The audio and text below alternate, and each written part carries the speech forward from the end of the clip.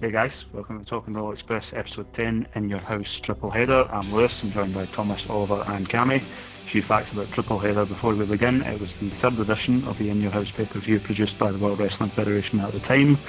It was preceded by the Lumberjacks and would be followed by the Great White North. It occurred on September 24th, 1995 at the Saginaw Civic Center in Michigan.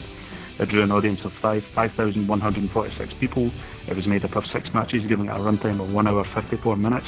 On commentary, you have, canonically, for the first time at the In Your House, Jerry Lawler, Vince McMahon and Jim Ross.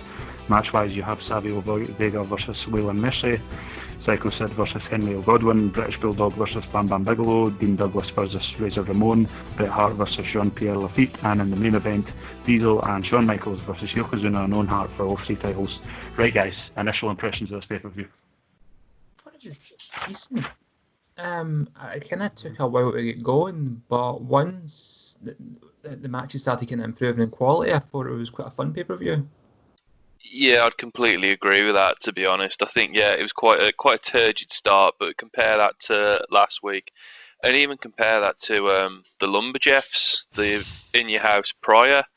This was really quite exciting. It was really quite fun. Obviously, there was your standard hog matches, your standard slop in the middle, but apart from that, I was really, really entertained by this. I think other than the NXT In Your House, is my favourite that we've actually looked at so far. Obviously, in my era, you guys done Canadian Stampede and stuff. But I would mirror very much what the guys are saying, that it did take a little while to kind of get going, but I feel like it kind of goes back to what we've spoke about a bunch of times before, wherein everyone's got the mentality that this is essentially a glorified house show. I feel like some of the performances definitely reflected that, and I'll touch on that later. Mm-hmm. The opening package really starts hammering home the 2 dudes with attitude. What do we make of Shawn and Diesel as a tag team, or the Clique in general? It didn't feel like a real tag team. It just felt like 2 guys flung together, which I know what it was in a lot of ways, but for guys with really good pals in real life, I expected more of a tag team vibe about them. It feels like, it feels like that. It feels like, they get two opposing forces to work together, put aside their differences for the sake of, winning the tag belts, rather than this is an actual thing that's happening. It just, despite the fact there was the Clique, as you said, it ironically, it didn't click for me. It just... Hey! Yeah, it's just one of those. It's like you're looking at it and you understand they're good friends, they're good workers, but it just... I can't put the 2 pieces together in my mind. It's quite jarring. I feel like the only people in the entire universe that enjoyed anything about that was Shawn and Diesel, to be honest with you. It looks like they're having a whale of a time, but I can't speak the same, to be honest with you. And it's so forced together, and obviously in hindsight it makes loads of sense, but even probably at the time, if you'd have watched it, you'd have just been like, what the heck is going on? It's, I think as well, it's the fact that you've got the big man and the little boy together. For some reason, a tag team like that just doesn't work for me either. Well, on the opposing side, I know he's not in the main event, but Owen Hart and Yokozuna, it just doesn't. It feels like a tag team for me has got to be a real yin and yang thing. It's got to be a Henry O. Godwin and a Phineas I. Godwin for me. Easy enough. Easy. That's the bar right there. That for me represents harmony in the tag team world. Tread carefully, Oliver. Tread carefully. And you don't call your tag team 2 dudes with attitudes. That's a terrible thing. Just... That's an awful. Well, I feel like we have to address the bigger problem that, as passable as pay-per-view as this is a truly awful opening package. This is the worst opening package we've covered just yet. It's upsetting. The southern kind of soul spin theme song just does absolutely nothing for that big fight attitude.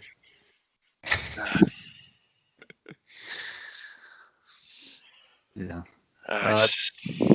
Nothing. There's nothing to add to that. No, It's funnier when you put it in writing like that. The Southern Soul spin in the big fight. Yeah.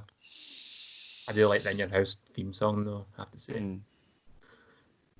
It's a real step down from the Lumberjacks. I kind of miss this concept as a whole, to be honest. Like WCW had Clash, and then WWF having In Your House. I feel like the modern product would actually benefit from just having something that's as reoccurring as this, as opposed to a million and one different things that I'm supposed to get excited about, kind of thing. But then again, I'm talking about basically a whole new show, and I don't think we need any more of them. Saying that, I mean, I actually think there's going to be a time where, obviously, as we call it In Your House 1, 2, 3, then they start getting subtitles to them. There's going to be a time in the future where Vince just goes back to the network and takes the In Your House name away from everything. Yeah. And all these pay-per-views will be individually titled. They're going to be impossible to find if it does that. Then I mean, no one's. Cause, I mean, we haven't even got around to In Your House, International Incident. Good friends, better enemies, the Final Four. I mean, no one's going to remember these things off by heart unless they've read them up on Wikipedia. It's going to be great going onto the network and going back to that like mid 2000s, watching highlights where they used to blur out the scratchy WWF logo, but it's just the In Your House and just like the house blurred out. Like the Lumberjacks t-shirt is just like all pixelated. And there was me thinking that t-shirt couldn't get any better. It's forbidden. Shortly after the opening package, the camera pans round to Jerry, Vince, and JR. I have to say, JR just slips in here like a glove. I mean, it really feels like a complete set. Now, I know, obviously, the benefit of hindsight, we get used to Jerry and JR, but JR just, I mean, what a smooth insert he is in this commentary team. Sorry. So I was going to say, I prefer the three of them, to be honest. I've always liked that kind of dynamic. I was about to say that sometimes someone as smooth as Jerry actually makes you realise how much Vince isn't cut out to be a commentator, in my opinion, kind of thing. He's not given a lot of room to work with because of the three team dynamic, which I've never actually personally been a big fan of, because again, I just feel like there's too many people trying to fight for action. But just the what little space he gets throughout the night, he comes up with wee moments, and they're far more effective than the constant cartoony catchphrases that Vince has. I think. Well, I kind of like that. You've got Jerry who's playing the heel, and you've got JR who's introduced as the face, and you've got Vince playing the kind of Lib Dem centrist in the middle there for the both of them. He does kind of work as a comedy straight man and a bit of a foil for the King as well. Obviously, we'll get into that, but it feels like the King going to make some sort of outlandish comment through this, and Vince would absolutely just pull the brakes on it and just sort of like mug him off. I don't know if he was meaning to do that, or as Cammy said, he's not cut out to it, so he just doesn't know what to say. But it was just so funny for like Lawler just to be like losing his shit over something and making like all these ridiculous comments, and Vince just being like, yeah. There was a few moments like that in this pay-per-view where like, there was Vince would either completely sandbag something, which is bizarre, because I'd like to believe that nowadays, like him being in someone's headset, he'd go to town on someone for doing that. But he does it almost every pay-per-view. I feel like right as we're getting into the Savio Vega versus Waylon Mercy promo, I love how when Vince doesn't know a move, he just calls it a tremendous maneuver. A lot of that. It's interesting we can compare the different kind of commentator teams. You've got the three guys here. WCW was quite known for its three teams as well, with Mike Tenay, Tony Schiavone, and Bobby Heenan. ECW had just Joey Styles in it himself, and it's just some kind of contrast. But you're right, Vince was really passionate. And it was quite engaging. Animated. But if you actually listen to what he was saying, you're right, it's just what a tremendous move. Oh, what a maneuver, it's a maneuver. Unbelievable. He's no actually. Here comes Ahmed Johnson. But it works for if you're a kid and you're listening to him. He's a lot easier to listen to than JR, who's very technical, but he's aiming at a different demographic. I'm kind of in the middle, because on the one hand, it's like, yeah, he is animated, and yeah, I mean, I don't know I know what pump handle slam is, but you know what I mean. It's it's a 360 pump handle backflip. He's like, what the fuck? It's like, oh, it's a great move. It's like, yeah, it was a great move. Because I remember like watching SmackDown with my dad, like talking 10, 15 years ago, maybe a bit less than that, and like Bobby Lashley was wrestling, and his was called the Dominator, but he just slammed him, and my dad was like, oh, here comes the slam, and he's like, yeah, here comes the slam. But at the same time, he just sounds like a preloaded WWF like N64 game commentator. Yeah, 100%. Like, I reckon if you got him in the corner and started like stomping, I'd be like, great move, great move, great move, great move, great move. If you just set like a soundboard and just like pressing random phrases. It's like I think you were right on the money with like the SmackDown versus Raw games. You would hear like, we're hearing tremendous moves from, and then there'd be like a 4-second pause and Randy Orton. Should we get on to our first match, which is Savio Vega versus Waylon Mercy? Now, I don't know if we'll ever get the chance to cover Waylon Mercy in another In Your House. Hopefully not. But what are our initial impressions of Waylon Mercy? I'm going to be completely honest. I've been sleeping terribly because of the heat. So I woke up quite late this morning, so I'm still finishing off the pay-per-view. So I watched Waylon Mercy wrestle about an hour ago, just over that. I've completely forgotten everything about Waylon Mercy ever. Again, they introduced him, and halfway through the match, I'm watching him like, what's his name again? Who is this guy? It was in terms of an opening match, like, what was the pay-per-view? It's about an hour and a half. Mm-hmm. I'm pretty sure that match was an hour and 25 minutes. Controversial opinion here.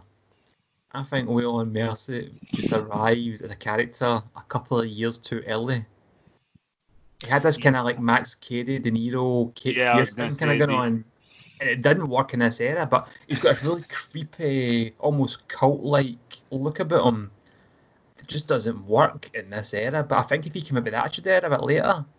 So I heard about him before ever seeing him because the new gen isn't like, that's not kind of my first thing to watch. So a lot of this is kind of new to me.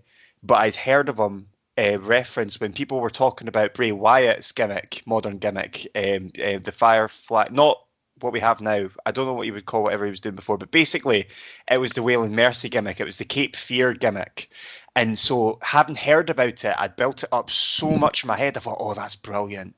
I imagined like a Jake the Snake doing it kind of thing, like a classic Jake the Snake doing it. And I built up so much. And then all of a sudden, when I suddenly realized what was going on, I got really excited and was horrendously let down. It's like a 10 out of 10 gimmick given to someone who just cannot move an inch. I mean, like, did you see him running in this? He couldn't even run. He flailed his arms. It was brutal. It again, going back to the earlier point of a WWF SmackDown versus Raw game, he runs like one of them as well. That's sort of like his legs are moving. It looks like he's running, but he's just stood on the spot. It's like he's perpetually falling down. Yeah.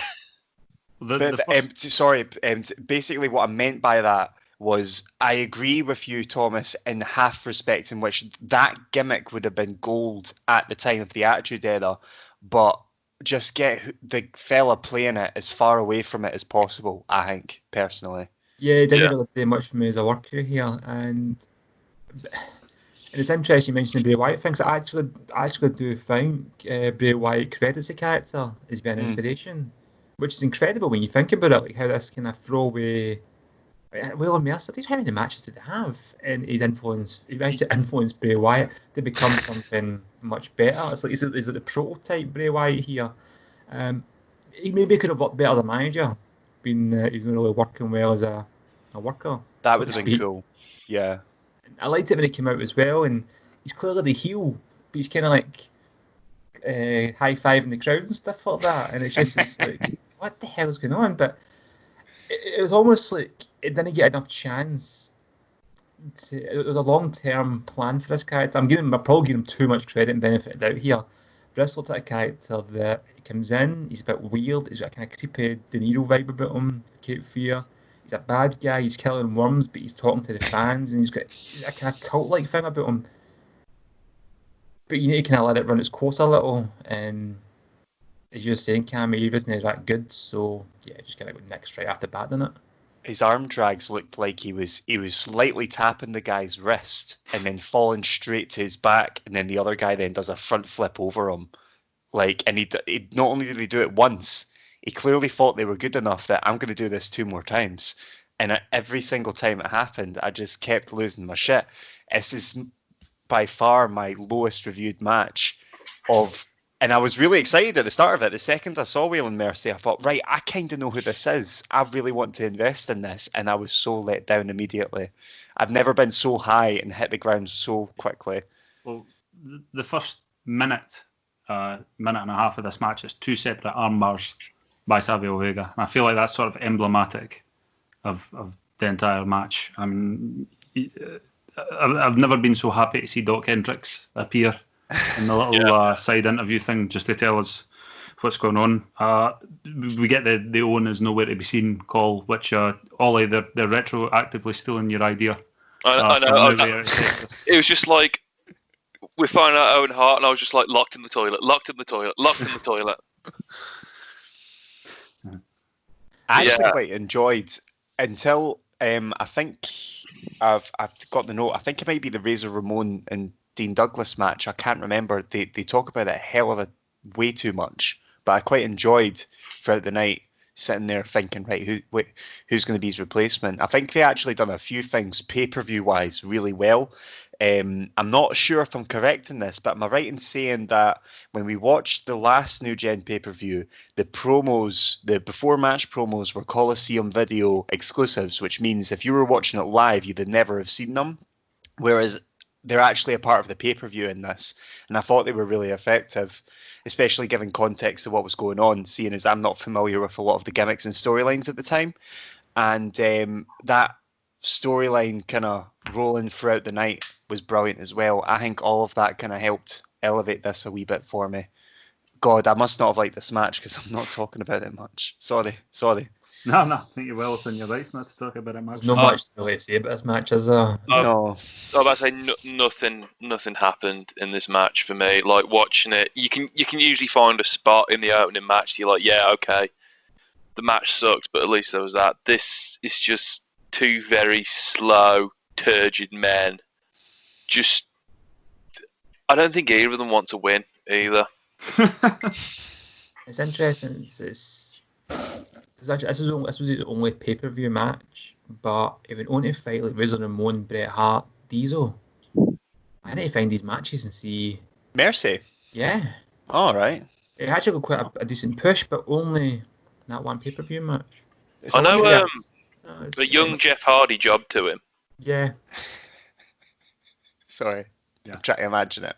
I picked up on 2 things. There's a really dangerous looking brainbuster by Waylon Mercy. I really hate that move. I think it always looks dangerous. And the other one was Savio hits Waylon with the backdrop, and as they're both falling, you get some very obvious spot calling. Like the camera actually kind of sits there in the ring, and you can hear them sort of to one another. It's like a fucking episode of Graham Norton on the mat there. But, Savio wins with an enziguri. I'm sorry, a tremendous maneuver. And as Vince would say, it's horrible. It's an absolutely horrible match. 1 out of 5. I gotta go. Yeah. Nothing. I'm giving it nothing. I'll give it a 1 based on the fact that without Waylon Mercy, we wouldn't have Bray Wyatt. For me, it's I'm still excited about the gimmick. I'm still waiting for it to make a comeback. Where are you, Waylon Mercy? But I think also just Savio Vega and the Godwins hitting up again. Again, coming from outside the New Gen, I'm surprised how little these characters are referenced, because clearly they were such tremendous workers. They pretty much like arguably carried the company a little bit. And there's no wing in the Hall of Fame. There's no reference to them at all. I think anytime I see Vega now, I'm going to give it a 0.5, an extra 0.5. So 1.5 for me. Please don't mention that again, because if I see the Los Pericos in the Hall of Fame next year, I'll be there. We're all gone. I'm actually going to look up these other Will and Mercy matches because I remember him as Dangerous Dan Spivey in WCW. He couldn't have been a bad wrestler. Ah, it clicked. I knew I recognised that face. Thank you, Thomas, for that call. Now I realise who it was. I think it was a bad night at the office. I'm not having it this way. I was a bad worker, even though I said that earlier. Well, I'll kind of piggyback on that and I'll have a look. Maybe we should report back, even though next time we'll be in 98 or something. I think well, maybe a good reference in it because he actually borderline looked dangerous in this match. Mm-hmm. Up next, we have Psycho Sid versus Henry O'Godwin. Nope, didn't happen.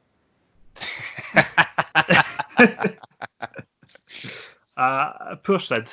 I mean, I didn't know that WWF the 1995 edition of WWF had such a stacked roster that you could afford to stick, your big monster heel Sid against Hog. I mean, what would you guys have done? Let's play the creative question with Sid leading up to Survivor Series of '95. I'd have done exactly what they did here. To a certain extent, it's not that the roster's stacked, but they've almost booked themselves into a corner.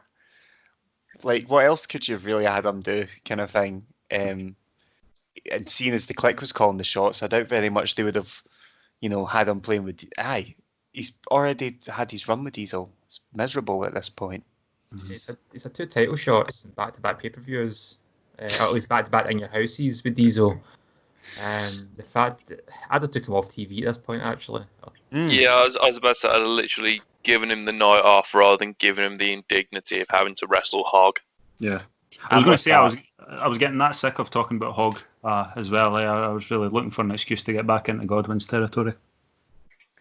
I feel like the one noteworthy thing of this match, because let's face it, we're not talking about the wrestling, was JR's commentary. I'm convinced this match actually features his first use of the word slobber knocker. Because towards the end of that, he says these two are having a slobber knocker, and then you see Jerry and Vince at the same time synchronized go, what? Yeah, he had to explain it. That was great. That was the best part of the match. Actually, no, I think the best part of the match was there was actual slop in the slop bucket for a change. Yeah, I was really happy to see slop. I dread to think what was inside that bucket. Oh, I remember actually my dream. I had a dream about the Godwins. Here we go. Basically, it was the tag team, and one of them had been repackaged like a Jeff Jarrett style character, and they came to the ring, and he's kind of like strutting about and trying to look cool, and the other one's kind of looking all embarrassed, like, oh, this isn't working. And Hillbilly Jim was there as well, and I woke up in cold sweats. Incredible. It's kind of like a scene from Trainspotting with like one of the Godwins crawling on the ceiling. That'll be tonight. That'll be tonight. Wheel and Mercy sitting in the corner. Outside of some classic JR and the King bickering, there's really nothing to even recollect bothering here. Get some nice heel manager stuff from DiBiase. I don't think he was really properly given his due. It would have been nice to see him going into 96 and 97. Yeah, Sid wins with a power bomb. You get the post-match run-in by Bam Bam, then the post-match run-in by Kama. $1 Million Man gets covered with slop. 2 out of 5. Can't really conjure up that much about it. 2 out of 5, I guess. Brutal.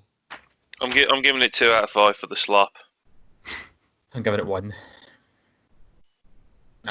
This match, no. It wasn't the worst camel clutch of the night, to be fair. The execution was terrible, but I'll get on to that. Mm-hmm. I think we discussed this pre you coming in, Cammy, is that for any future In Your House pay-per-views that we cover, we're going to take a vote before the Godwin match, a simple yay or nay vote as to veto us talking about the Godwin match and just move on to the next thing. Because I feel like at this point we've seen the same routine. It's the old Einstein quote about insanity. His definition is just doing the exact same fucking thing time and time again, expecting something to change. That's true definition of insanity. Is having to sit through another Godwin match. I'm actually convinced Henry Godwin has wrestled at more pay-per-views than any other wrestler on the planet. Golf buddies with Vince. That's what it'll be. That's what it must be. I'm going to start looking up Henry O'Godwin's WrestleMania record. In fact, there's not actually a strange a bit of trivia that Van Damme was undefeated at WrestleMania. I think so. I think so, yeah. That sounds true. After Taker, he's the only one left for a WrestleMania streak. Was it not only at 3 of them? No, I think that's... No, he's definitely done more. No, I can think it was Mania 18, where he won the IC title from Regal. Then it was at Mania 22 when he won the Money in the Bank, and then Mania 23 when he did the ECW Originals versus the New Blood and ended up winning or something, was it not? I can't think of any other of his appearances. He might have done Mania 19 when him and Kane were the tag champs, so that might be 4. He did do that. Yeah, there we go. But he's still undefeated. Still undefeated. RVD WrestleMania record: 4 wins and no losses. Cool. Very, very cool. Right, up next we have British Bulldog versus Bam Bam Bigelow. God, Bulldog has just benefited so much from that haircut, hasn't he? Yeah, he looks like you can set your watch to his haircut now. Money. He's got the old Johnny Unitas look. Yeah. It's funny because when he came out and I was like, is that a heel or a face here? I couldn't remember. And then we saw the video package. I forgot that he cut his hair and went heel, which is that's just genius. I don't know why. It just is. It's like, I'm not a bad guy, so I'm gonna have a short haircut. Mm-hmm. Why not? It's that sharp haircut. That's how you know he's the bad guy. Yes. It's probably because it's hard to take a white man with cornrows seriously. Well, there is that. That's pure heel heat for me, though. I wouldn't regard him as much of a threat, regardless of the size of his biceps. Yes. I see a white guy with cornrows, and I'm like, well, you're obviously a dickhead. Especially kicking at Manchester. This feels like two kind of sub main event guys. This feels far too low on the card for my liking. That these guys are only on third. I don't know about that. I don't know. I mean, I think it's a strange place on the card. I'd have to be opened with this. Due to the fact that you're guaranteed a decent match from them and getting the crowd going. And I just find it kind of the fact of 2 pretty poor matches already. At this point, I was like, right, this better start picking up. For me, this was the pay-per-view. It did start to pick up. And I don't think there's a bad match after this, but yes, start off with something good. I think to allow for like a crescendo, I'd have probably swapped it with the Dean Douglas match. So you'd have Bulldog Bigelow, Hart, Jean-Pierre, The Feet, and then the main event. But I completely agree with actually having this open the pay-per-view just to get everybody hot. Mm-hmm. Props to Bulldog on taking the nut shot of the century. We never ever see testicle pain like that again. Another In Your House pay-per-view. Oh yeah, I definitely heard his voice go up an octave. I think just referencing the haircut, at the very start of the match, he started it by reporting a hair pull to the referee, despite the fact he's not got any hair there. Honestly, see things like that. I thought Bulldog is such an underrated heel. Yeah, I think he's underrated in general. I think in terms of his work and stuff like that. But as a heel, I thought it was excellent. He was just really snide and cowardly, and it really got the crowd against him. It done great here. Mm-hmm. I'm not. As you say, Cam, you kind of mentioned the hair pull and stuff like that. I just shouted to you, "What the fuck, man!" I started the match like really optimistic. You've got like the British Bulldog with his catch lineage going all the way back up to Billy Robinson via Stu Hart, and then the Beast from the East and stuff like that. I was really, really hyped for it. The back suplex and the subsequent non-sell from Bigelow was class early on. But I don't know about you guys. I'm trying my best to remove some rose-tinted glasses because the last 2 matches were so bad. I feel like this could have been better, and this is why I'm talking about this stink of, well, this is just enough an event, so let's just go out there and like this could have been something great.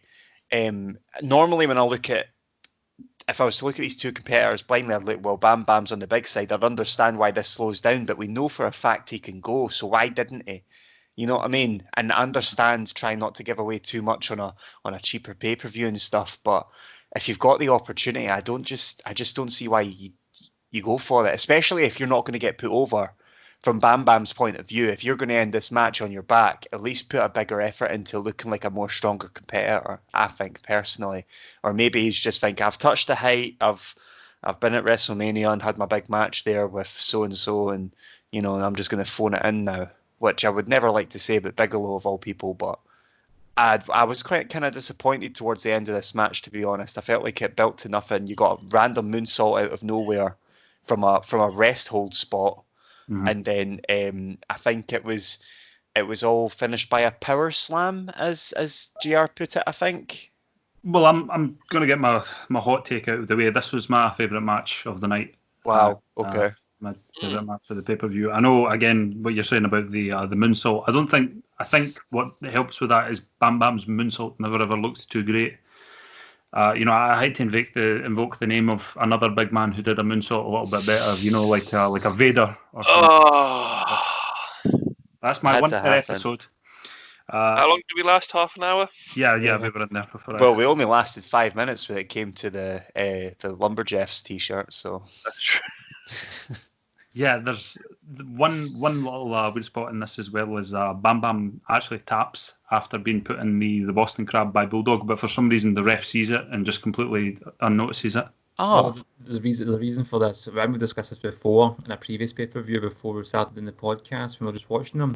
Tapping wasn't a thing back then. It was Shamrock that introduced the tapping. It was a UFC thing. Back then, people would just submit. Yeah. Just say the referee, I give up. The idea of them tapping wasn't a thing. So he's kind of slamming the mat and that, but he's not actually tapping out. Mm-hmm. I actually kind of like that, though. Obviously, it's weird to look at it and see him tap and not submit. But I actually like the idea of them just being like, no, I give up, or them passing out and tapping the mat as a real, like, I'm really struggling here, lads. I really can't do this. And if they break out of it after that tap, obviously you can't go back now. The door's open and the horse is long dead. Yeah. But I do like the idea of them slamming the ground like proper. This is killing me inside to be stuck in the Boston Crab. It really hammers home because I mean, who amongst us and who listening hasn't been in the walls of Jericho or put someone in the walls of Jericho? And you know that hurts, but others you put them in the submission move and it's like, well, this is. We're just cuddling, so the whole slamming the mat and the real showing I'm in pain thing sells it a bit more. Mm-hmm. It was a UFC fight years ago. I think it was Evan Tanner and Phil Baroni. And Phil Baroni's getting all grounding pound put on him. And the referee's saying, do you give up? And Phil Baroni thought he said, are you okay? So he nodded. And the referee called to stop the fight. Can you imagine doing something similar in a WWF match now where, as you say, he's tapping the mat because he's in pain, but the referee goes, he's tapped out and calls the match, but I never give up. And that could be an interesting story. Yeah, I think, I like that. Turn around and be like, well, I never said stop. I like anything that moves towards reinstalling some sort of suspension of belief, and personally I believe that's putting a bigger emphasis on the rules of professional wrestling. As horrible as that sounds, it would lead to some great heel stuff, and I just think that it would put a bit more legitimacy to the flying about that kind of happens about now, to be honest. I'm going to go 3 out of 5. Well, maybe actually 3.5 out of 5 with this. I think there's a nice, easy pace to it. It doesn't rush. It doesn't really drag. I think it's actually quite a decent match. I agree with Cammy that this match could have been a lot better. But in terms of the fact that even if you separate it from the other two absolutely cack matches we've just watched, it was still a really enjoyable match. And I think I'll go along with a 3 out of 5 as well. I'm feeling a bit of peer pressure now. I mean, like... Now you know how it feels. Right. So, I think I was angry. I gave it 2.5, but in the context of this pay-per-view, it definitely deserves a 3. Let's put it like that. Yeah. Right. Drifted to the centre. Right, after this, we get the Bob Backlund promo. I think this is the first time we've actually seen Bob Backlund canonically since the In Your House has started. What do we make of Bob Backlund's 94-95 run? It's when my night turned round, I know that. He's just, the problem is that with everything Bob Backlund done after his run, it's like he understood what he was trying to do, and the execution was absolute pants. Like, he looks the part, he sounds the part, but there's just always something lacking. I completely understood what he was trying to do, like big wordy words and whatever, but it just was so long-winded, and I don't know if maybe the rest of the night affected this, but even I, after kind of marking out for a split second, went, right, come on now, pal, come on, please. I think that's the problem with Bob Backlund, though. I don't think this was a gimmick. I think this was just just saying, Cam, you kind of want him to stop, but he doesn't know to stop because he's not playing a character and he's just being him, apparently. If kids would ask for his autograph, it would ask them questions. Like, who's the 17th president of the United States and things like that before he would sign I love that, though, but at the same time, I'm like, right, come on now, I feel like I've suffered enough. I'm really conflicted with this, to be honest with you. Yeah, I'm the same because there's things that I like, but there's bits in it I just kind of think it's a bit like, this is a bit uncomfortable, and not in a good way. Yeah, it's a bit. It went on a bit too long for me as well. It was just like, oh, for God's sake, man! Like a bit like this. It's good. It's good for a quick introduction, a quick laugh, but then it just gets to the point where it's just like, well, fucking get on with it, man. I'm watching wrestling. I'm not watching fucking Beckett play. It doesn't help that, like, when he was flexing his thesaurus, like, that some of the words were kind of a push to be squeezing in there. Like, you could tell, like, I felt like he was struggling. Does anyone else kind of feel that, I don't know what age he would have been at this point. Clearly not too bad, because he's still doing headstands to this day. But I just feel like, when I say after his initial run, I'm more referring to his age a little bit. Mm-hmm. I feel like that's age creeping in.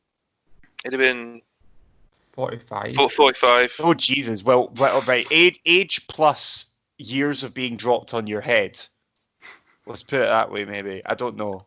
Something feels a bit, like you say, uncomfortable about it, almost. Yeah, it's awkward. Yeah, something that really tickled me during Backlund's promo was, like, in Vince's penchant for guys the size of Hogan and guys the size of Warrior and guys the size of Diesel. Like, that guy was the man during the late 70s. Yes. Like, that guy was the world champion. Do you know what's interesting? Bob Backlund is only 2 years older than AJ Styles is just now here. And Waylon Mercy in 1995 is younger than AJ Styles is now. Jesus, man. You can definitely tell that the standard of wrestlers taking care of themselves has rocketed up. Yeah. I think AJ Styles is a bit of a genetic freak, though, because I would argue that he's certainly not taken care of himself over the years, working for Impact and etc. But then that's digressing. I mean, how old's Sid? He's only 60. Yeah. So what was that, 25 years ago? He would have been 34. He looks great. He does not look great. I mean, then. Now. No, he didn't look great then. He looked 60 then. Yeah. He looked good for 60 back in 1995. Up next, we have Dean Douglas versus Razor Ramon. What do you guys make of Dean Douglas? Yes. I like Dean Douglas, the wrestler, the worker, but this was just another sugary, cringy 1995 gimmick for me. And it just infuriated me. I don't know, maybe it's just me, but it's just like, why is he a university professor? Why is he the dean? Why does he need to be the dean? What? Because Vince paid wrestlers so poorly in the mid-90s, he still has second jobs. I think it's so close to what I described as my dream gimmick, like a wrestler who bangs on about rules and has a book and stuff. Instead, he has his lexicon that he refers to try and, decipher how he's going to win a match, kind of thing, and he does wrestle, so to speak. But I think the problem is that the move set that is on display during the New Gen era is very, very tame. you can see that with the opening promo, how he does a top rope nothing, and that's supposed to be a great offensive. Like, he just falls as a splash. Like, I feel like a lot of the issue with some of the in-ring stuff at the moment is I need something to confirm it, but I feel like a lot of the moves are very tame, like, and I feel like it's because it's centered towards kids. When wrestlers in this generation do submission holds, or they do a punch or a kick or something like that, they almost lean on it purposefully looking. They do it in a safe way so that if someone were to copy the moves, they're not going to hurt themselves almost. Like, I referenced the camel clutch earlier when what's the how can I forget his names? And Mr. Godwin takes it on his knees, he cane bumps it. You're not actually going to hurt anyone doing that. Whereas when I was growing up and I was watching highlights of the Iron Sheik and putting my little brother in a camel clutch, that fucking hurt. Yeah. That was really sore. Whereas if I had watched Henry Godwin, I probably wouldn't have hurt him, and he'd still be talking to me to this day. But like,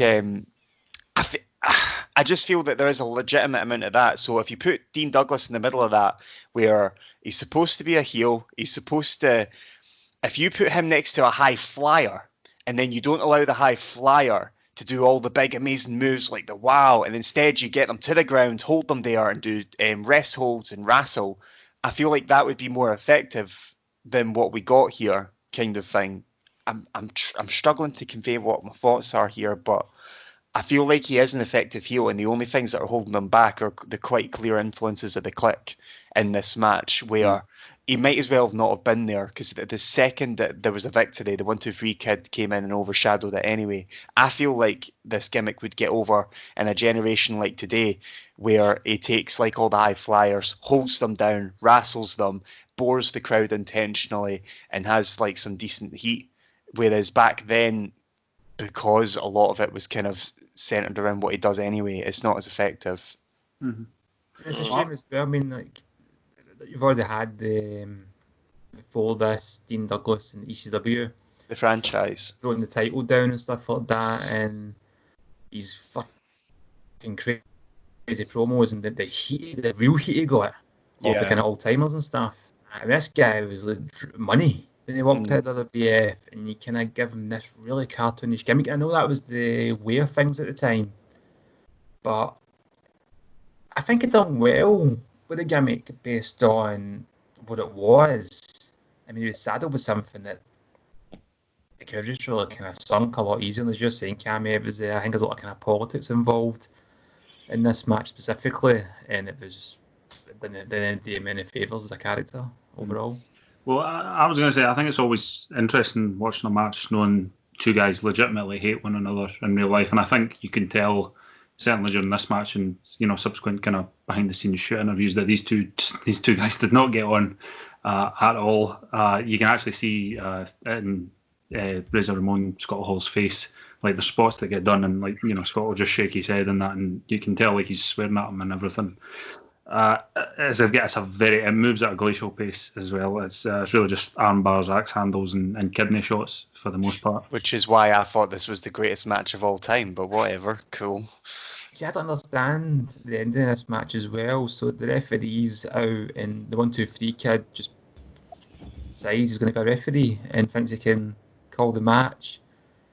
At least this time, he does what he says on the tin. I've got the 1-2-3. It's the 1-2-3. No, but then you kind of get Razor. Strangely, looks like he turns heel on the kid, but it's actually the kid that's turning heel on him. Yeah. It's like, I don't know, it's just really weird. It's almost like Razor Ramon's like very ungrateful for the assistants and kind of slapping him about, and it looks like he's just bullying him. But this is the thing. This is the thing. Like, it's because it's not.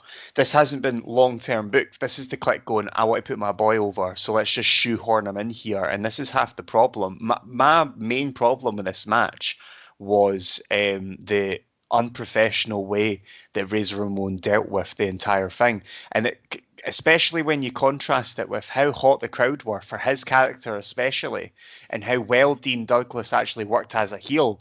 Like, there was, like, if you put it, for instance, like, so I was referencing the camel clutch.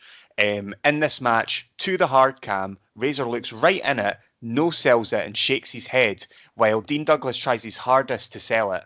And then the crowd can't obviously see this, so they're totally invested.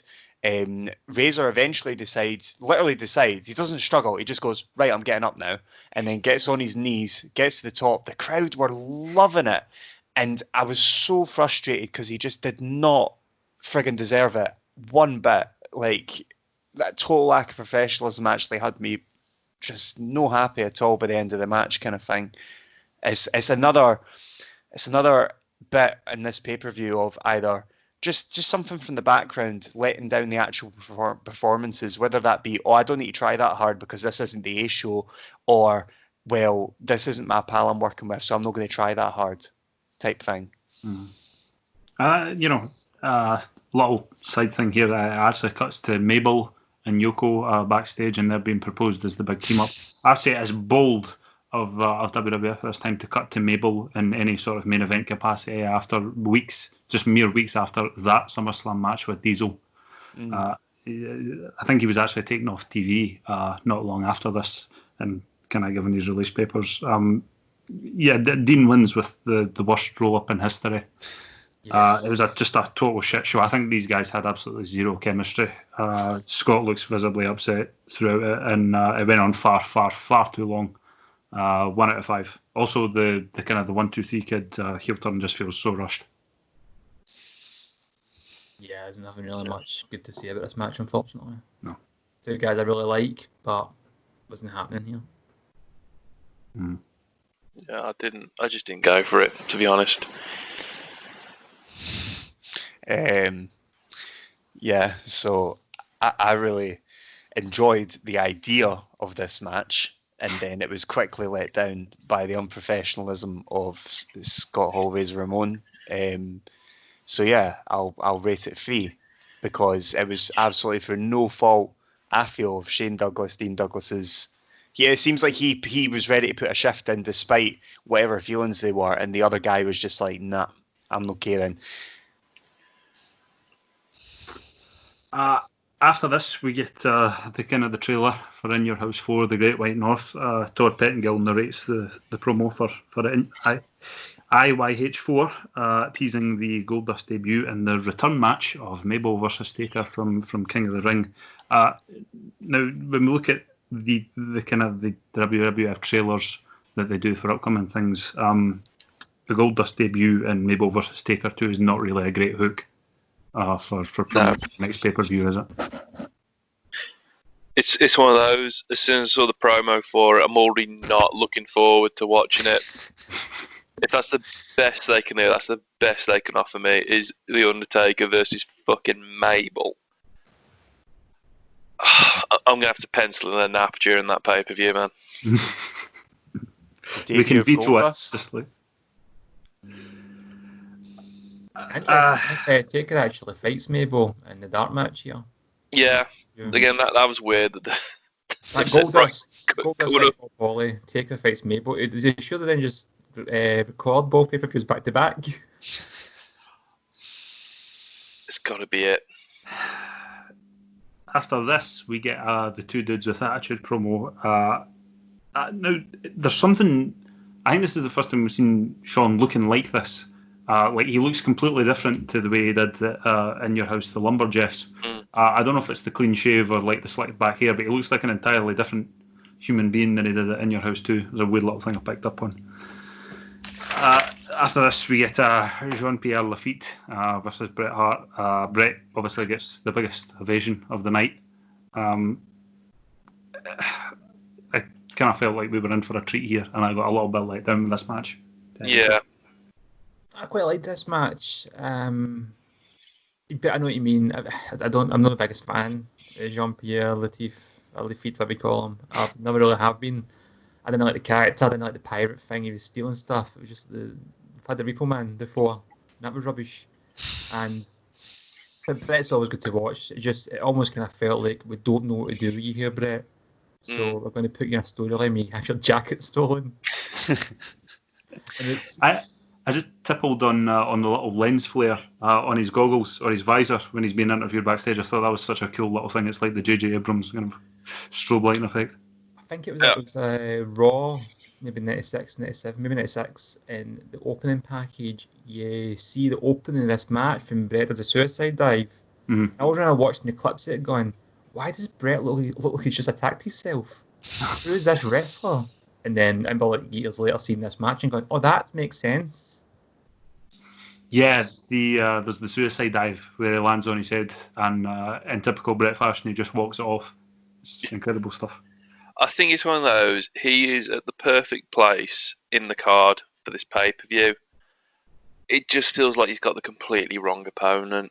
It feels like, again, weirdly enough, I'm looking at this like, is this like part of the beginning of the end for Bret? They've put him near the top of the card on the pay-per-view, but they're making him wrestle some guy who stole his jacket. I don't know, mate. Obviously, I don't know the full context around this because I've not watched every Raw leading up to this, but it just feels a bit disrespectful. It's like, well, here's what you've got to do. We can't put you in the main event. You can't wrestle the Undertaker. You can't wrestle such.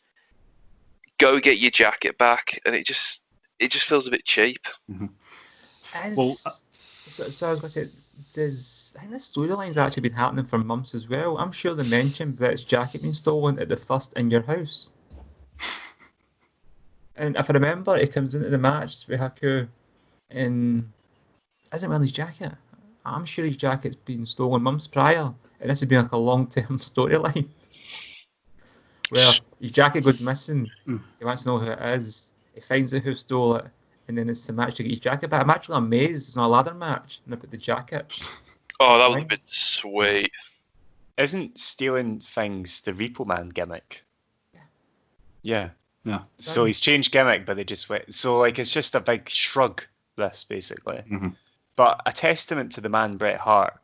Despite again this being an example of the fact that folk are just like, oh fuck it, this is the B show, kind of thing. He bumps like an absolute boss.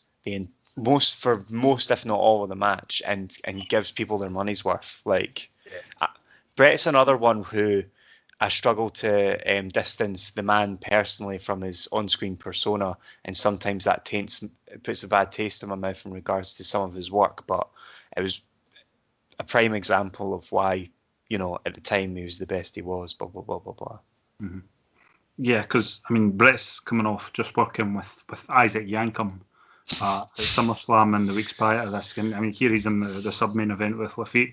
But up until round about Survivor Series 95, for most of 95, he really feels like an afterthought. Yeah. It really feels like they were click-centric, and then Bret was just left to kind of juggle at the back. I wonder where he got that from. Getting on to Jean-Pierre Lafitte, a one-eyed pirate with thigh-high boots and a string-high, string vest, the old Rabsy Nesbitt trucking outfit. Feels very, very doomed from the start. Doesn't help that he's not the greatest worker in the world either. Yeah. The crowd actually do get a little bit more into it in the second half. There is a kind of discernible crowd difference. Again, Bret wins with the reverse sharpshooter. I can't believe I'm really underwhelmed by a Bret Hart match. I know that seems like a bit of a contradiction, but I'm going to go maybe 2.5 out of 5. I concur with that. It's about a 2 out of 5. I don't think this is Bret's fault personally. Obviously, my feelings towards which member of the Hart family is the best wrestler is well known. But again, this has nothing to do with Bret. He's a fantastic wrestler and a fantastic worker.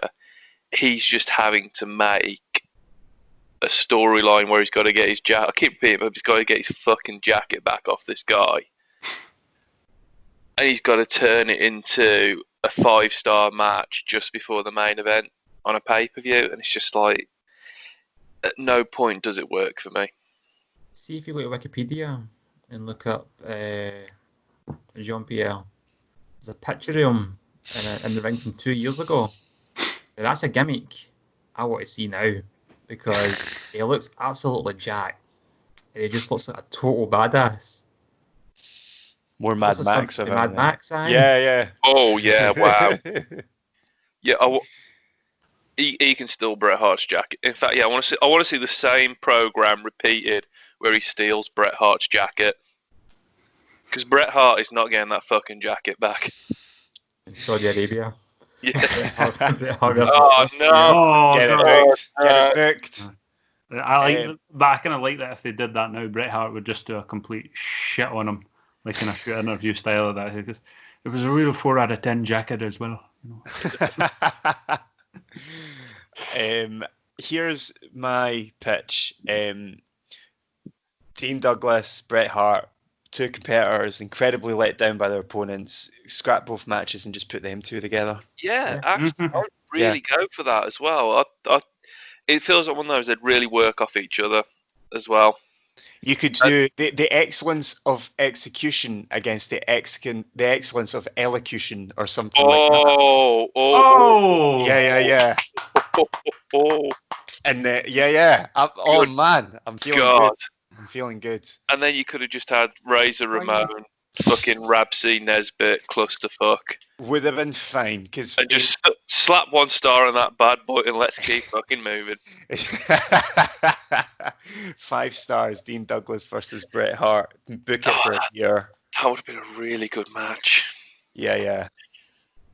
Can I just go on here to see if they actually did wrestle, but nothing's coming up that I can see. It's a shame. Both men also. In fact, imagine how motivated they'd be. Both men, complete blood angry against the Clique, wanting to show up the main event. You know what I mean? Mm-hmm. Like that would have been it. That would have been the moment kind of thing to have done that. It was perfect storm and a total fail of being able to capitalise on it. Like knowing what we know about Vince, like in that last Ride episode where Taker mentioned, there was a behind the scenes interview when Taker first saw Yoko, and he was like, I really, really want to work with Yoko. I think me and him could make a lot of money. And Vince says, down the road, but firstly, I want you to work with him. And he points to Giant Gonzalez. And I feel like whenever you tell Vince, I really want to work with that guy, Vince will intentionally get you as far away from that guy as possible. Yeah. So Brett just came in and said, I don't want to fucking work with Shane Douglas. Like, we could have got a 6-month program with these two guys absolutely tearing down the house. And I mean, Brett does nothing but bang on about folk he doesn't like. He'd have been so convincing. I love that about Brett. I struggle so much. I've never seen such a poor loser in all my life. No, I'm sorry. Talented until the cows come home. An absolute gift to the wrestling world. But Jesus Christ, just give up the belt, walk out, do the job, shut up about it. It's interesting. I need to stop saying it's interesting, honestly. I think we've all got catchphrases at this point. Yeah, mine's is, it's weird. I got a t-shirt on. Mine is, he's getting his fucking jacket back. I feel like I've said that a lot this afternoon. I shall reclaim its Vader time at some point. I feel like I'm using that more than Leon White's estate. You're mentioning, Cammy, here that Bret Hart, he puts a show on, doesn't matter the pay-per-view, doesn't matter the show, he's going to give us all. And it's interesting, I think, yet again, that the consummate professional that Bret Hart was, he didn't do the job when he was asked. Well, there you go. Yeah, the one time he is actually asked. I saw shades of, because funnily enough, I had a bath just before I watched this, and I was watching my bloody thing, and then it just happened to come up on YouTube because we watched it. We were talking about it last week. Is it Wrestling with Shadows? Yeah, the documentary. He talked about when Dino Bravo broke his sternum. I felt like there was almost shadows of that in this match because he kept bumping on the sternum and just a little bit of that. And I always think that's interesting that even if it is unbelievably niche, Bret will do whatever he can to inject a little bit of story into a match, hoping maybe that 20, 30 years later, 4 guys would be on Skype, because obviously he was so forward thinking he'd have known, contrasting his injury against Dino Bravo and his program with the Repo Man.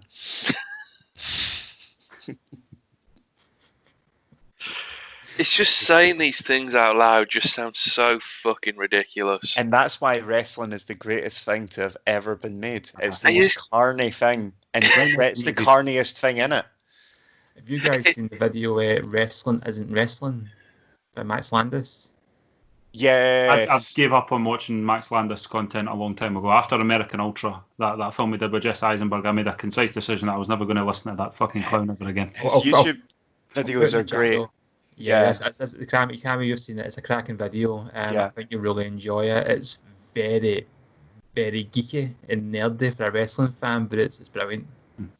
There's a really good channel on YouTube called Renegade Cut. I don't know if you watched any of his stuff, but he's talking about the Saudi shows and the empty arena shows as well, and how all the kind of momentum suddenly goes out the window. But obviously he describes it out in 17 minutes and really paces it out, which is a really great video. In fact, I'll drop a link to it in the group chat when we're done here. Need to get that ad revenue, son. 17 minutes. Flag. Right, moving on to the Doc Hendricks Jim Cornette interview.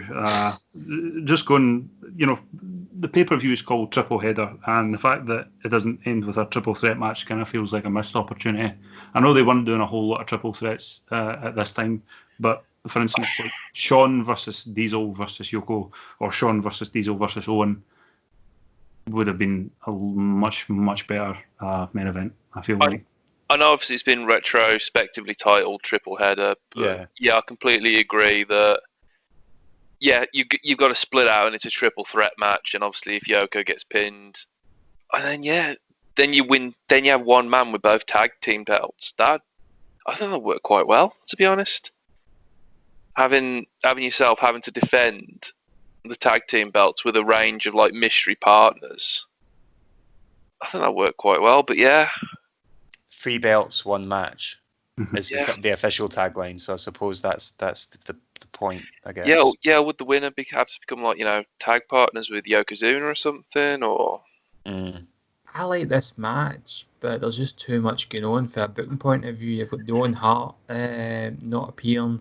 You've got 3 different titles in the line, and it's got a very WCW feel to it, and I mean that with respect. Well, I love WCW, but they've had a habit of doing crazy stuff like this. I just want to say, before we actually discuss the main event at length, we get the Alundra Blaze t-shirt spot. Now, this is the first In Your House to my recollection where they actually made an In Your House t-shirt that I did not want to buy.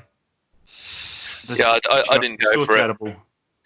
However, every time one of these appears, I just really want to ring the forbidden phone number and buy some like mid-90s WWF merch. Yeah, definitely. I want the Shawn Michaels hat and glasses more than I want my next breath. Did you see Doc Hendricks with the heart-shaped sticks? He was rocking it. I saw him, I thought, well, that's Shawn Michaels right there. And then Shawn Michaels actually appears, and I'm like, you look like shit, bro. Send Doc Hendricks out. He'd do the strut better, I think. I think he would. Yeah, if the gimmick battle royale from WrestleMania 17 is anything to go by, he would kill it. Again, it is the main event here. It's an absolutely true testament to just how heavy he got towards the end of his life. That the first thing I thought when I saw Yoko here was he's actually looking smaller than I thought he was. I'd be the same. I know, that's horrible. I had the same. At one point, he was moving about, and I'm like, oh man, he's still bigger here than he was, but he's moving okay. Yeah. Another shout out would be to WrestleMania, who done the last days of Yokozuna, and he referenced it's just wrestlers, man, how carny they are. When Yokozuna got dropped because of his weight issues, well, he went, well, screw you, I'm going to be the heaviest wrestler in the world. I'm going to get up to 500 pounds. I love like such blatant childish disregard for your health. Was his main event was to like by the new millennium actually weigh like a metric ton. Like I do believe he was going for those 4 figures.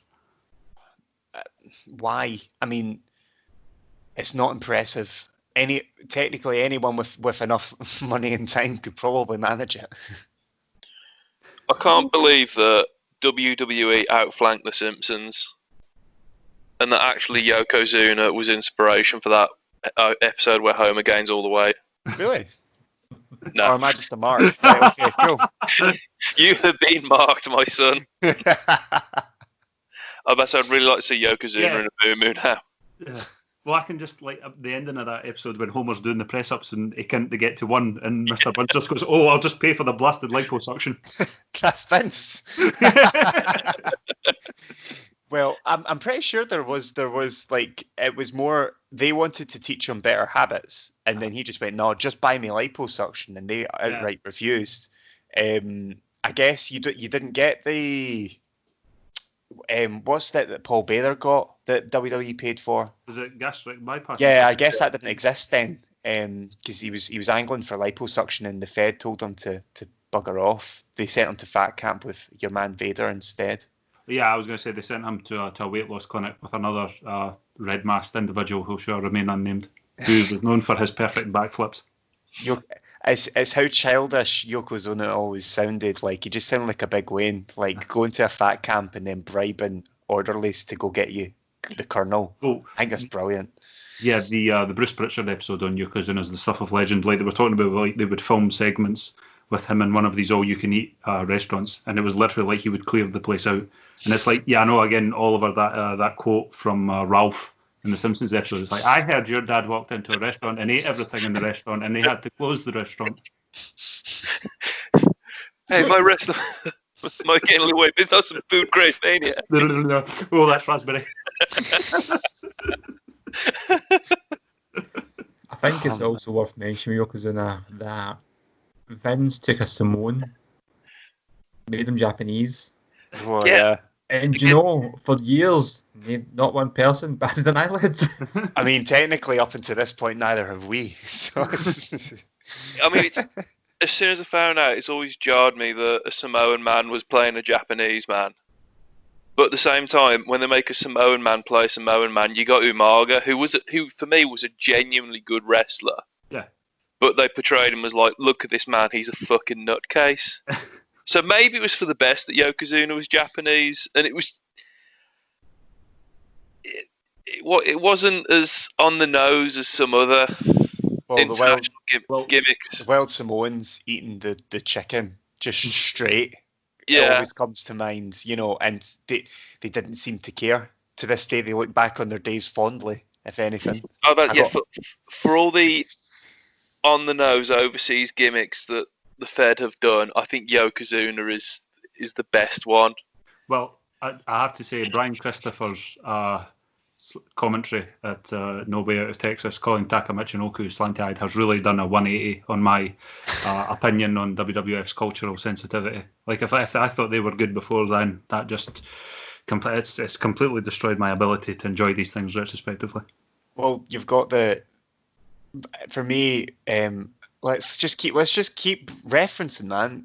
When OSW covered the WrestleMania with Yokozuna, and then they have the plants of what Vince McMahon thinks a stereotypical Japanese WWF fan looks like, and he's got the trousers tucked in and the massive lens, and he's like Yokozuna #1 and all that stuff. You know, it's when hopefully, spoiler alert, when we get around to doing our Christmas special of Mania 17, they do like the pre thing with everyone around the globe watching the WrestleMania on the little handheld TV sets, and it cuts to Mania 9 when Yoko's holding up the belt and there's a Japanese woman at a fish market who's smiling at him. Keep in mind, he would lose that belt all of 20 seconds later to Hogan. Yeah. I want to see her 20 seconds later when her face just turns.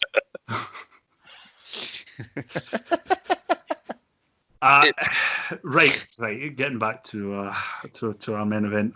Why do you guys think that Diesel did not do huge business in 1995? He's a prick. Oh. Yes. I've never seen one man so unenthusiastic about the business of wrestling in the entire business of wrestling. Yes. Other than Orange Cassidy, maybe, but that's a gimmick. It feels like one of those. He just doesn't care, and unfortunately that translates into the way you feel about him as well. Because obviously there's been hundreds of wrestlers who've passed through the Fed who've just stopped caring, but even then they just sort of fade out. This is just a man who just does not give a shit. I think no matter how over the click is backstage and how much Vince eats humble pie at their feet, which I still can't believe went on, seeing as Vince gets built up as this dominating character, I feel like if ever he dealt with Diesel, he'll always know at the back of his head, this guy doesn't give a fuck about me or my business. I don't feel like Diesel could have ever been sincere enough to have ever conveyed those emotions, even as a work kind of thing. Yeah. Yeah, I like Diesel. I liked his championship run, and He was over, and the fans loved him. And coming out of here, his hometown and that, it just looked like he was having fun. Maybe too much fun in a way that he was having fun hanging out with his pals, rather than working, rather than enjoying working. But I think Diesel gets unfairly blamed for what the business was in '95, and the fact he kept the title on him for a year, which is pretty crazy as well. So that's not Diesel's fault if business is down. Take the belt off him. If you feel he's the reason you're not drawn, don't keep the belt on him. Don't give him more belts, which they end up being. I'll stop being smarmy and indulge you, Lewis, put my wrestling cap on and probably just say the fact that, Sean's there would be my first guess, to be honest with you. To me, watching all of this, even if I was to disregard hindsight, it always seems inevitable that Sean would go over Diesel in some way. I felt like he was holding the belt warm for him. The only reason as to why he didn't immediately rock it there was, one, the fact that Sean liked him, so he didn't say, I want to go over that guy. And secondly, the Vince logic of look at him kind of thing, and then you look at thing, isn't it? Yeah, well, you look at the size comparison of the two, and it would have to be a really well booked program for Sean to convincingly put Diesel's shoulders on the mat and get a free count kind of thing. So that's all long term stuff. So I felt there was a wee bit of that personally. If I was to try and put my finger on it, other than the fact that he was Diesel. I found that for most of this match, it's Sean and Bulldog kind of carrying it. But again, these guys, worked one another like 6 out of 7 days a week. Yeah. So again, it's like clockwork at this point. Vince drops "Is it just me or is the sky getting bigger and bigger?" line in relation to Yoko. I kind of like that Vince couldn't even keep his disdain for Rodney's size off television at this point. Like he just had to get his digs in, didn't he?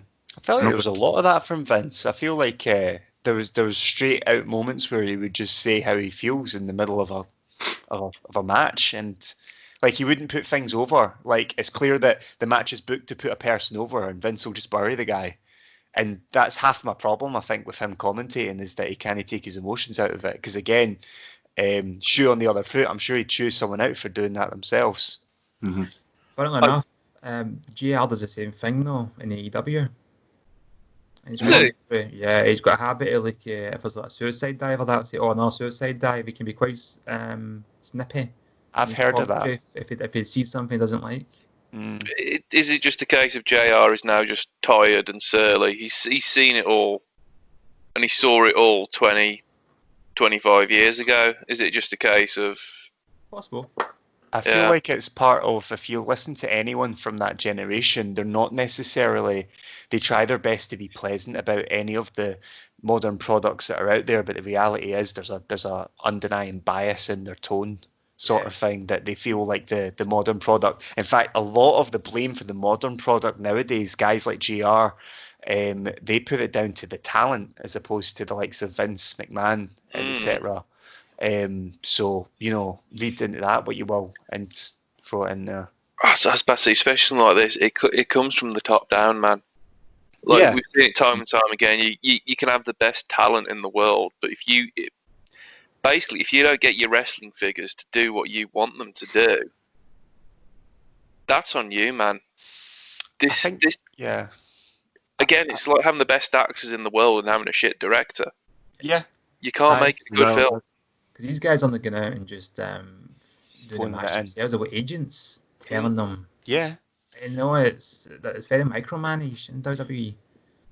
Well, we've referenced this before when we were talking about NXT in your house, and that when you look at the agents that work with NXT and how well that product's doing, it's the type of people that you kind of want to be agenting. But then you look at Vince McMahon and who he's running, he's still got Doc Hendricks backstage having a big thing to say, and Bruce Pritchard. These men are ancient, give someone else a turn, sort of thing, which is exactly what Hunter's doing. I feel like it is just a classic generational thing, but the problem is the older generation completely rule with an iron fist when it comes to the modern product. But, sorry. Yeah. No, I was just about to say that Hunter is a very good example of how to manage your modern product. Because he is Mr. NXT, isn't he? Yeah. And every time I've seen NXT, I've been blown away by it. But you show me an episode of Monday Night Raw or I mean, the only modern pay-per-view I've watched in the last 10, 12 years was the greatest wrestling match ever at Backlash. And everything else, when you show it to me, I remember watching an episode of Raw 4 or 5 years ago. I was like, fuck, this is just fucking terrible. Yeah. This is just bullshit. But I watch NXT, I'm really up on it. I feel like AEW shouldn't have an excuse for their stand though, because they've got agents like Dean Malenko and Arn Anderson and Taz 100%. and that, and they've got a younger guy at the helm in the form of Tony Khan.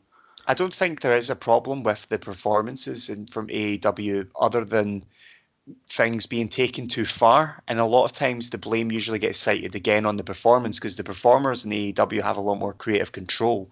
The road agents kind of do the classic, this is how it's going to go, and then the performance from my understanding make up the bulk of the work. So when I hear criticism about AEW, other than Cornette's of course because he just buries it to no end, it comes down to, yeah, okay, the Ambrose match, the backyard Ambrose match was cool, but it could have been a lot shorter and it didn't need to go that far type thing.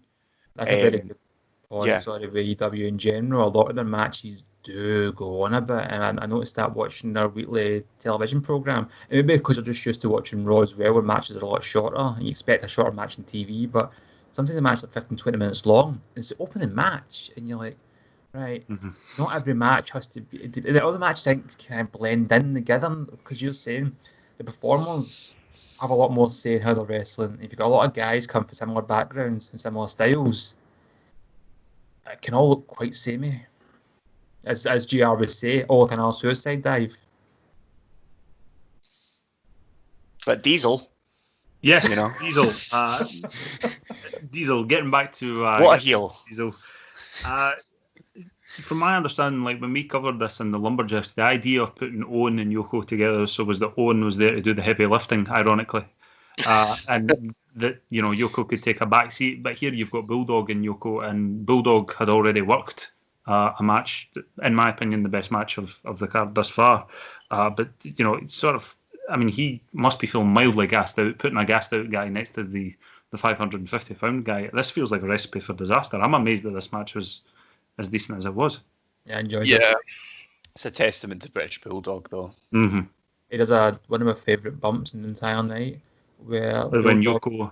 Yeah, it does the Ric Flair corner bump, but into Yoko. Yeah.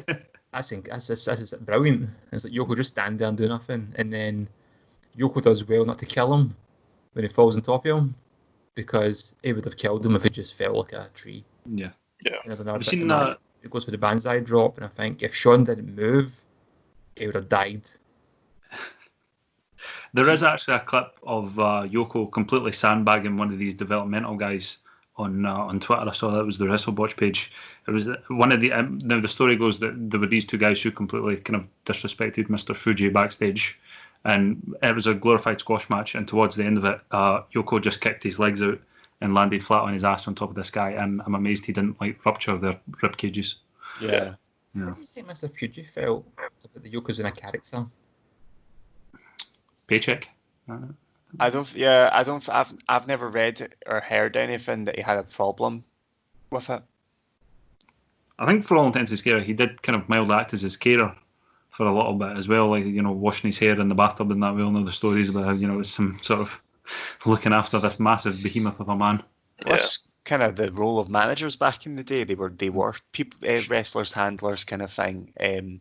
Normally it's for like a really big star, but in this instance it was for a big person star thing that felt horrible. What do you guys think of it just popped into my head because obviously we're a few in your houses removed from Canadian Stampede, where there's a big emphasis on the Hart Foundation and those performers. Do you think maybe Vince, other than how talented Sean is and stuff, do you think his bias for the Clique comes from his general disdain for anything that he didn't create? Like the Hart Foundation, basically every single one of those performers were made by Stu Hart and came over from Stu Hart's territory and were already stars. Whereas in some delusional world, well, not necessarily 100% delusional, he did create those stars of the Clique. So maybe that's why he tended to be more biased towards them as opposed to the Harts. Possibly, but I mean, Brett had a lot of pushes, and he was a 5-time champion at that point, a record. Which is crazy to think of now when people can win the title 5 times that week. And yeah, I mean, Brett did come in for another from Calgary and that, but Vince did make him though. No. He's a WWF guy through and through. In my Right. opinion. I'll kind of refrain from doing my full opinion on Sean until we get round to maybe something like In Your House Mind Games. Okay. As the match with Mankind, that's when I really want to do the whole kind of Sean deconstruction. But yeah, for the most part, I think getting back to this, Diesel gets the win. Pins Owen, who the Owen stuff I didn't find worked to this. He's mysteriously absent, then he turns up for the last 10 seconds and gets pinned by Diesel. It was just overstimulating. It was an overbooked match. There was just, again, you've referenced it, that you've just thrown too much into it. It's a case of there's 3 separate titles on the line. Owen Hart is missing. Owen Hart has now been replaced by the British Bulldog, who has also wrestled that night, and now Owen Hart has appeared, and it's just like, I know we're looking for sports entertainment. I know we're looking to be wowed, but now you just throw in too many exciting factors in at once, and it's just like, I don't know what to follow. Exactly, and the only reason for this whole convoluted story is just so when the two dudes with attitudes win the tag team titles, it doesn't count because Owen Hart wasn't technically in the match. And it's so that's the best they can come up with. Yeah, very poor. It feels like a hard turn. Yeah, it feels like a hard turn from my feelings the whole night of people just going, oh, screw this, it's a B show, and then all of a sudden you just walk into this really overbooked match. It was a bit of a bucket of water to the face kind of thing. To the best of my recollection, they would win the titles at this pay-per-view and vacate them after 30 days, not defending them once. I thought, who? What do you mean? 2 dudes with attitude, Sean and Diesel. I thought it was stripped off of them. Yeah, they got stripped because Owen Hart wasn't the legal man in the match. And it was the next Raw that happened. Which, again, is quite weird because what's the point? Owen Hart's holding the tag team title belt, but Davey Boy Smith is the legal man. So Owen Hart's the tag team champion, but he's not the legal man. So while you pin the tag team champion, you've not actually won the tag team championship because you've not pinned Davey Boy Smith or Yokozuna, who is not the tag team champion, but he's the legal man defending the tag. And it's like, what the fuck? Yeah, be careful you don't explode right now. If Davey Boy Smith was to pin Diesel, he would get the Intercontinental title, whereas Yoko, who didn't pin Diesel, would get the WWF title. Yeah, it's just... Well, no, because it's always worked that if the match is sanctioned with this title on the line and not... because you can have a sanctioned match between 2 competitors, one's the world champion, but the belt's not on the line. So, with that logic, it's only the tag team belts that are on the line. You get that GIF, how you might pronounce it, from The Hangover. You see him kind of Vegas, he's like kind of mad. That's me trying to work out this match. I'm more thinking that episode of It's Always Sunny, where Charlie's trying to work out who Pepe Silvia is. That's me.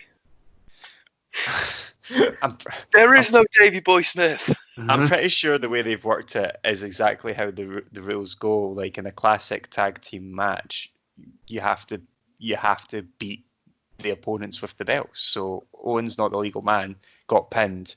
The referee wrongly called for the bell. So yeah, it does actually make sense, I'm pretty sure, but it just doesn't make sense from a booking point of view. Like, why the heck would you even bother? But it doesn't make sense instantly either, as well. I think if something was just there to have those two hold all the belts. Yeah. Even if it was only for a night because Owen Hart wasn't technically in the match and blah blah. It's a totally pointless storyline, and it only exists to have a photo op of those two holding all the gold, which is classic Fed. Yeah, classic. Yeah, I can't remember who I was watching. I think it was a recent documentary. It was AJ Styles, and he says, "Oh, I struggled to figure out WWE at first, but now I understand. It's all about making moments." And what he basically means by that is, why aren't we long booking anything? This doesn't make any sense. Okay, we're just going to make constant moments. All right, cool. We'll just continue to do that.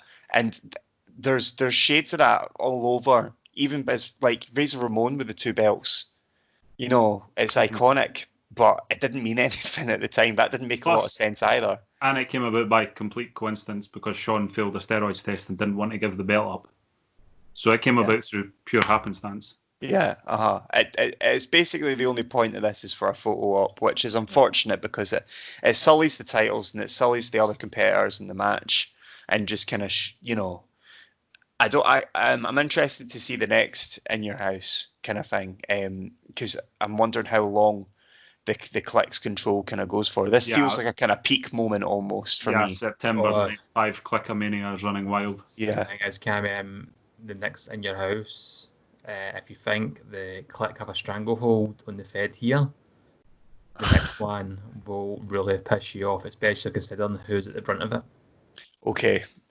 Well, I think my struggle, especially with this pay-per-view and the Click, is that you've got a roster at the moment that is lackluster, and the second you get a little glint of something that could be credible, say a Dean Douglas, etc., it's completely dashed because the guys at the top are just like, I don't want to work with him, buddy. I'm not doing that. And that is so unfortunate because it's a blatant disrespect to the fans, the people that are paying your paychecks, and the reason why you're there in the first place. And I think that's why I'm struggling with all of this a little bit. Because it's weird how all the lore of the Click 180s and is almost a cool vibe by the early 2000s by the time they come back kind of thing. I can't believe that, especially for people that watched it the first time. I think hot take time is in terms of actually not playing the game and not doing the business. The Click were worse than Hogan. Yeah. Because Hogan was like, that won't work for me, brother. The Click were like, this won't work at all. It doesn't matter if we're in the match or not, or we're working with this person. We don't want them getting an opportunity. Hogan just didn't give her the belt. The Click were just booking everything in their favour. I think it's really interesting you've mentioned that, Oliver. One of the things watching one of the shoot interviews with Shane Douglas is he's talking about they were doing an episode of Raw and in Jean-Pierre Lafitte's hometown, or Pierre Carl Lully, or however you want to say his name, but it was Diesel and him in the main event, and Vince had apparently said to Pierre, like, we got to do like some kind of hot schmoz finish or something like that so that we'll have a return after the next episode of Raw. And obviously Pierre's discussing this with Kevin, and Kevin's like, yeah, and then Pierre leaves the room, and apparently Sean came in and said, right, what's the script? And he said, well, we're going to do a schmoz finish, and Sean says, wait a minute, you're the world champion, why the fuck are you doing a schmoz finish to Pierre Carlole? And he goes, well, Vince wants, and no, fuck what Vince wants, jackknife, 1, 2, 3, done, that's it. And apparently Pierre Carlole walked in the room while Sean was still in there, and Sean apparently went up behind, PCO and went, and jackknife and left the room. I think the weird thing about what you said, Ollie, is that I don't know who's worse. I feel like it's a situation of timing, because no matter how much politicking Hogan could have done in any instance of his career, he was either hot as anything, so it didn't really matter if he went over or not. Yeah. To be honest with you, he was always good for business. Yeah. Even when it came to WCW, he was always good for business. But as far as the Click at this very moment, there's a strong argument to say that they're not, and that they are hurting the business. And I think that's why I struggle with it a bit more. I find, like sometimes I even find, the character of Hulk Hogan, as much as he is a bastard and he's done some horrible things, when you hear all the carnage stuff that goes on, you almost find it endearing because you're like, wrestling. But the second I hear a politics story about the Click, I'm like, nah, get that away. I'm no interested. Well, and I will subsequently bury Hogan over the Jesse Ventura Union thing in our closing segment story. But aside from that, mentioning it in Brett's book, with Hogan on top, the payoffs were so much larger than anything any of the other guys had seen in the territory days, that guys were getting completely squashed by Hogan and then coming backstage and shaking his hand. Yeah. Like, just because of how much he was carrying the business on his back.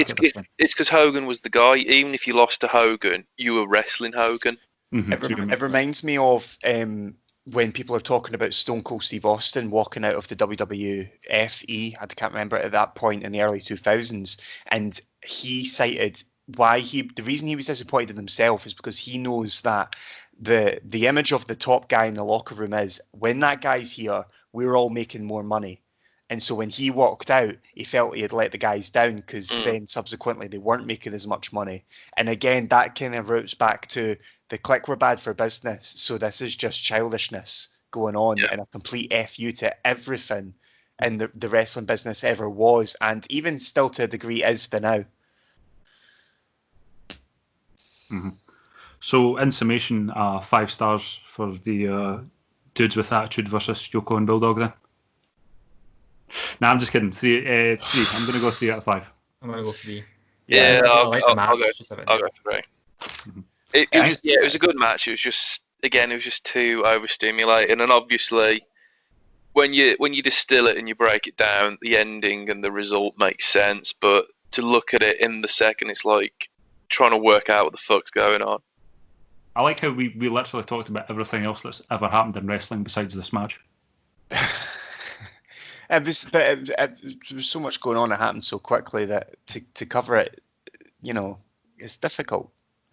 I would go for 3 as well, and I'm conflicted because I haven't actually rated many of the matches in this pay-per-view highly, but I actually really enjoyed the pay-per-view, and I feel like because I'm seeing some honest attempts by the company to improve their product in this, whether it be the promos or the booking of the event as a whole kind of thing, I actually quite enjoyed this. It was just a weird contrast, that main event being so quick with everything else feeling like a little bit of a drag, even if the matches were, some were better than others. Yeah, let's get some opinions on Triple Header as a whole, shall we? I'm going to go 2.5 out of 5. Perfectly serviceable, in my opinion. I'll go 3. I'll go 3. It was enjoyable, and I think obviously it's quite jarring, it's quite whiplashy comparing last week to this week, but this was a lot more enjoyable as well. This felt more like a wrestling show. Right, let's go into our closing segment, shall we? COVID hell. WWE crisis as 24 people, including stars, test positive for coronavirus following first round of checks by Gary Stonehouse of thesun.com.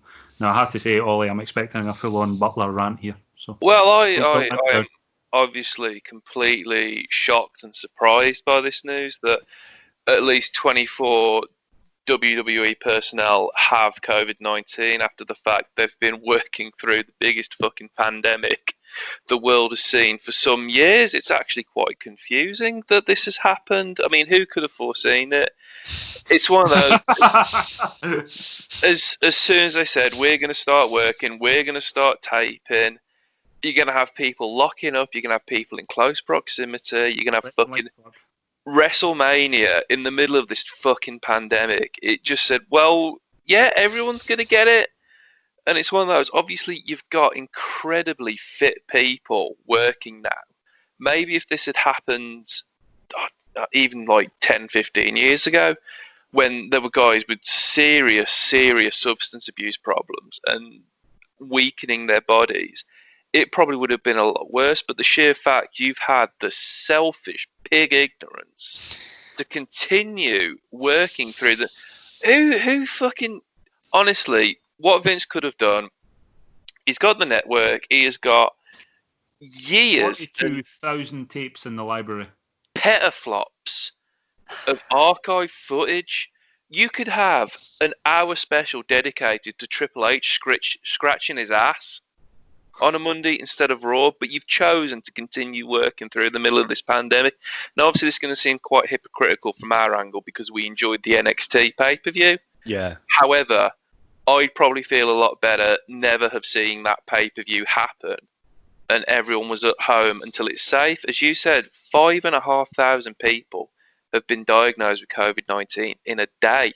That's the attendance of this in your house every day. You look at that arena, they all have COVID-19. It is just the stupidest fucking idea to continue wrestling through the middle of this pandemic. And it sounds sarcastic, and I'm surprised that 24 people have it. because I was expecting a lot more. I genuinely thought somebody would have been dead by now.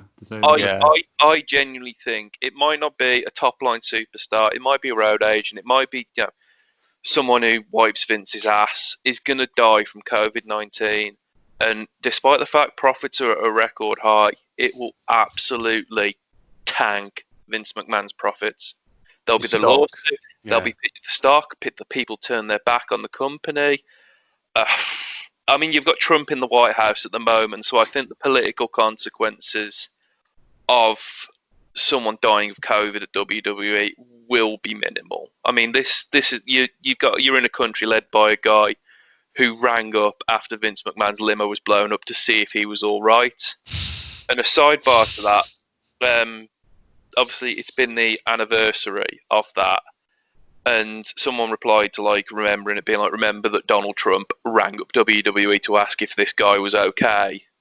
Some heavy Trump headbanger said, no, he just called Vince to congratulate him on a good segment. Then Benoit happened. And someone just replied, keep simping for your Mark President. And I'm thinking of the Hemingway, write the saddest story in 6 words. The opposite of that, write the funniest story you can in 6 words, and it is keep simping for your Mark President. But yeah, it's just the selfish ignorance of Vince McMahon and the WWE to continue wrestling through a global public health crisis. And you should be unsurprised that 24 people have got it, and if someone dies, it is going to absolutely ruin the business. Well, I'm not going to say it's interesting, but AEW have also been working non-stop. And let's be honest, every wrestling promoter, if they could get away with it, would do the same. Yeah. Back to that Carney style that you keep referring to.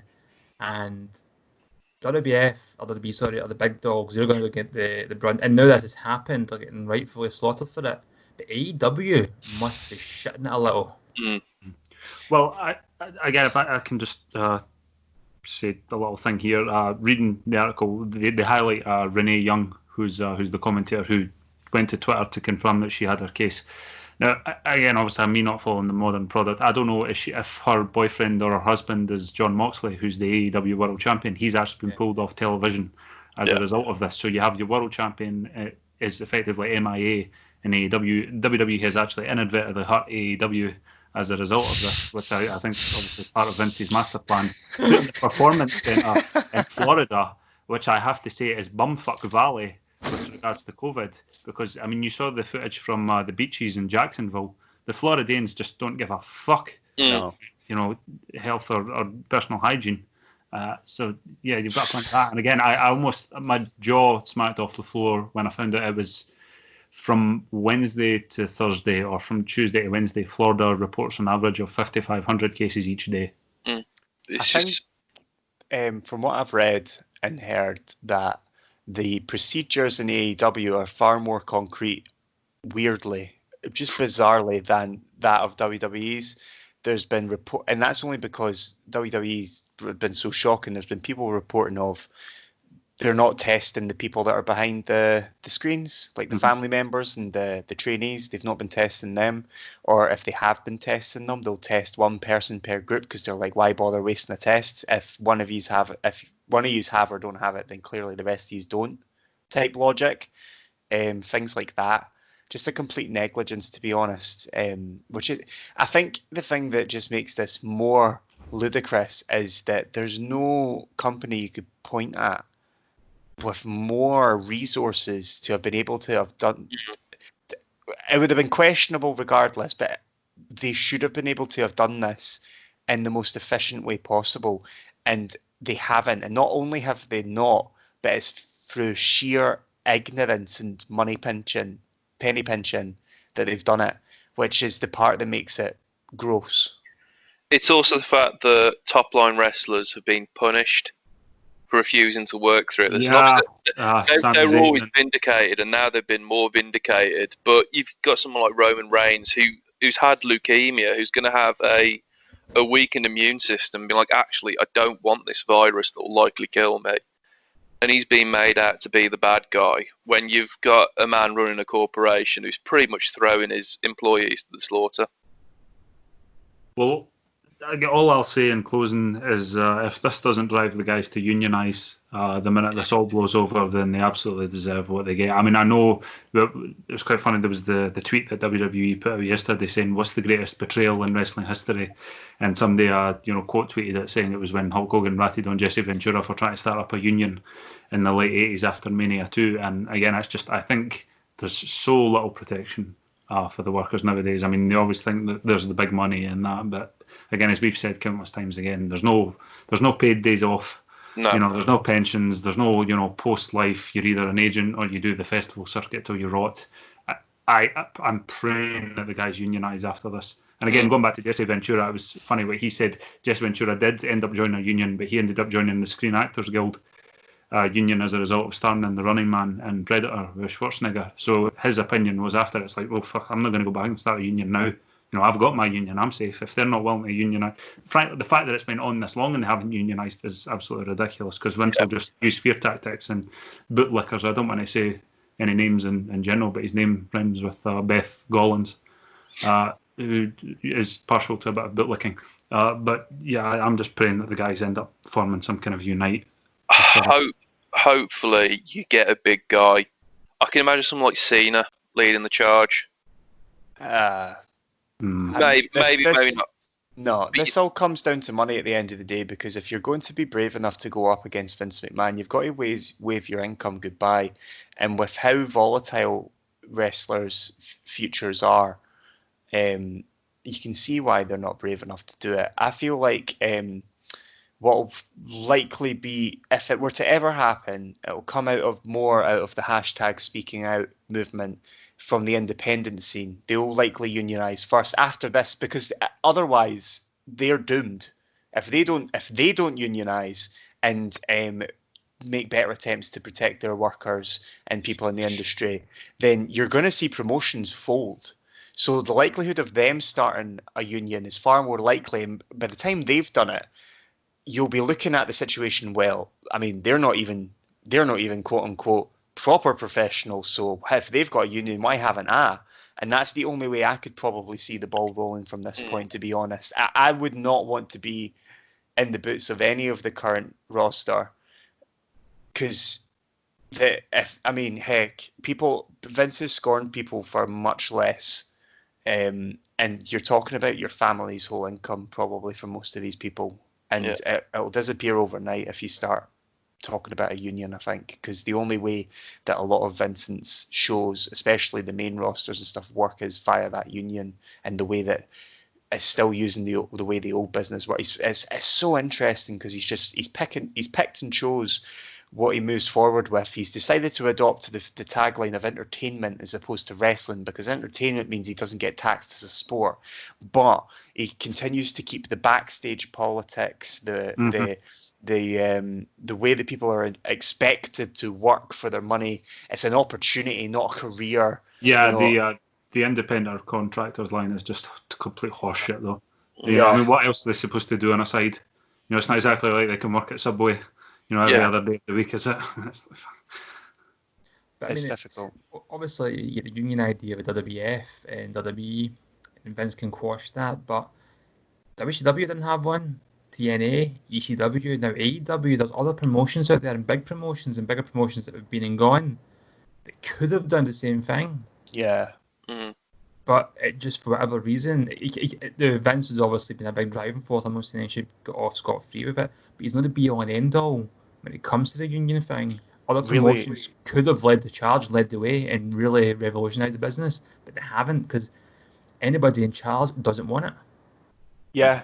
AEW is the prime example, I think, especially when they started, they were kind of hinting at the fact that we're for the performers. Even to this day, that's kind of some of the arguments that they kind of throw out when talking about which promotion is better and etc., and who's better to work for. I see it much more realistic coming from them, but I still don't see it being in a realistic world where it actually happens, because, unfortunately, these promotions just prey on how the old ways used to work in them in a modern context, slave labour, pretty much. Well, I was just getting back to what you said there, Thomas, about WCW not having a union. I always thought it was funny that I was watching one of the interviews with Paul Orndorff online when he was a road agent for WCW, and he was talking about that fight he had with that big guy who wore the red mask before he left WCW, and he was talking about how a big guy who wore a red mask who did backflips and landed on his feet. It's fine. We'll get on to him another time.